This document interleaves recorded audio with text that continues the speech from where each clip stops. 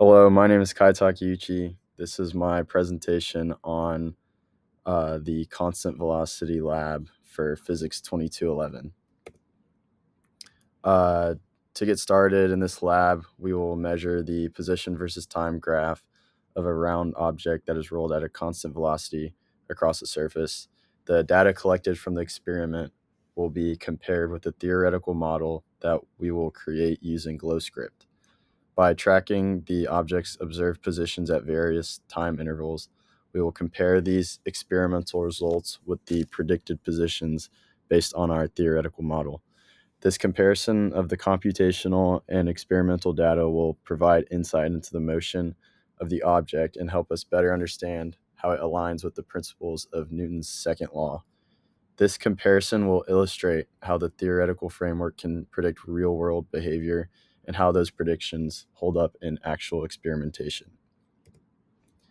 Newton's second law of motion states that acceleration of an object is directly proportional to the net force acting on it and inversely proportional to its mass.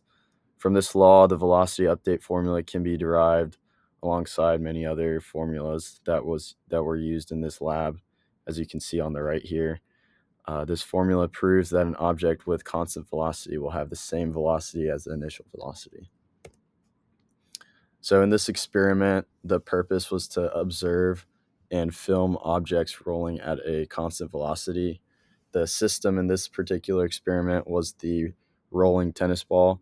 The surrounding was everything else. Um, the experimental model we used was Tracker, and then the computational model was created through coding on GlowScript. And the initial time was 0, and the initial position was also 0.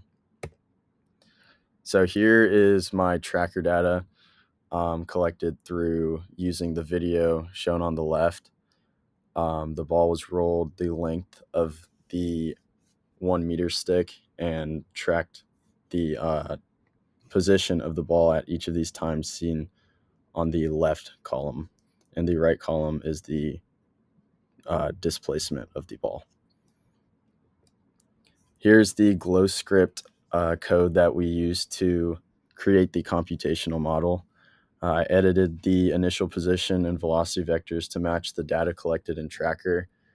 Delta T was also changed to match the frame rate. Fnet was set to 0 because the ball has constant velocity, and the print statement was then moved so that it would print the initial conditions before being updated. Here's the final graph on the observed versus predicted position versus time graphs.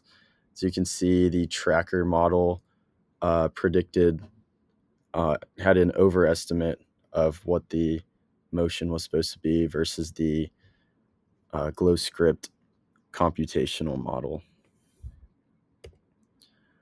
Possible errors in this experiment was tracking. It was difficult to place the position trackers in the exact center of the rolling ball in each frame, so the data in the experimental model could be slightly altered as a result. Outside forces, the reason the experimental graph sees lower position values is due to outside forces such as friction and air resistance. These forces cause a net force to be exerted, meaning that the ball does not truly have constant velocity in this experiment. Rounding errors could also affect the data entries. Here are 2 discussion questions. The first one is, what if the x-axis became the negative x-axis and vice versa?